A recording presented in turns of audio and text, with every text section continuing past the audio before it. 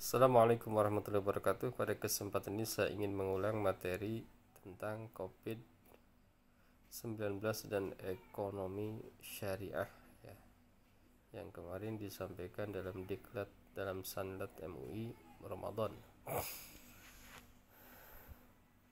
Pengantar, jumlah korban COVID-19 terus meningkat. COVID-19 berpengaruh terhadap memburuknya perekonomian dunia, terganggunya aktivitas ekonomi dan bisnis syariah.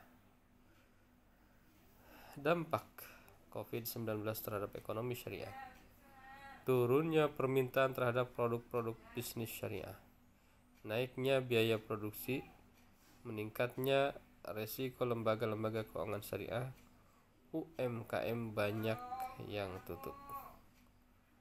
Program bantuan pemerintah terkait COVID-19 ada Ban Presiden, BLT bantuan langsung tunai, Bansos bantuan sosial, Bangub bantuan gubernur dan lain-lain. Di dalam Quran surat Al-Hadid ayat 7, berimanlah kepada Allah dan Rasulnya dan infakkanlah sebahagian dari hartamu yang Allah menjadikan kamu menguasainya, maka orang-orang yang beriman di antara kamu dan menginfakkan sebagian dari hartanya memperoleh pahala yang besar. At-Taubat ayat 60, sesungguhnya infak termasuk sedekah dan zakat itu hanyalah untuk orang-orang: 1. Orang-orang fakir, 2. Orang-orang miskin, 3. Amil zakat, 4. Mu'allaf, 5. Membebaskan orang yang berhutang, dan ke-6 untuk jalan Allah dan orang-orang yang sedang dalam perjalanan. Kesabaran menghadapi COVID-19.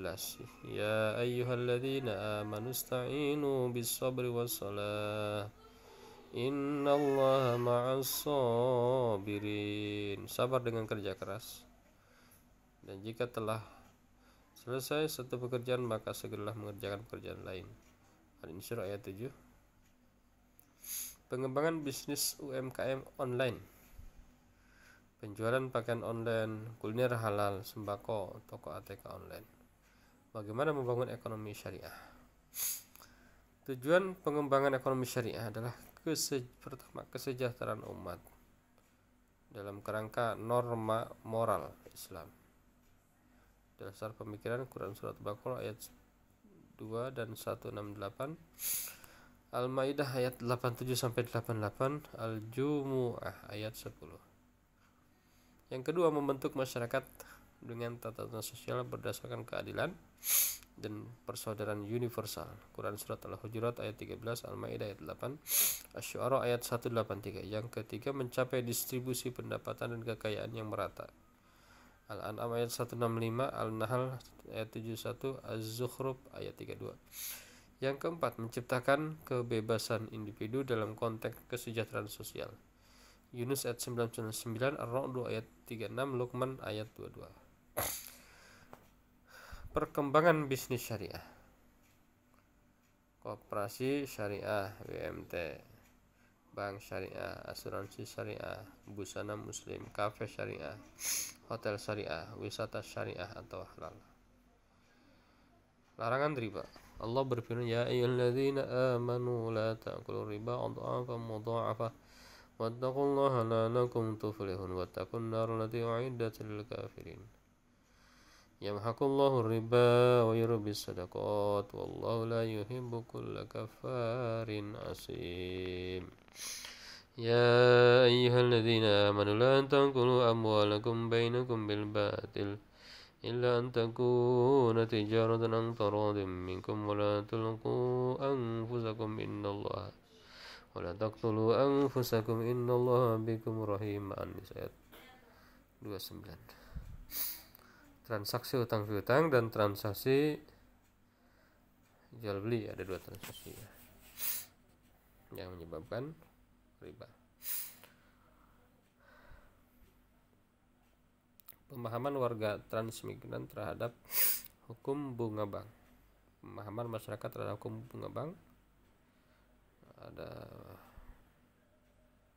47% mengatakan halal, 43% menyatakan haram, dan 10% menyatakan tidak tahu.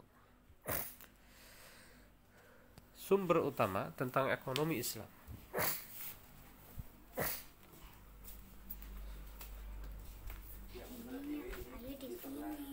Solidaritas warga untuk membantu. Ya, sumber utama ekonomi Islam itu satu adalah kajian agama, pengajian. Yang kedua itu 16,1 ya. 69,3% brand relatif feminis.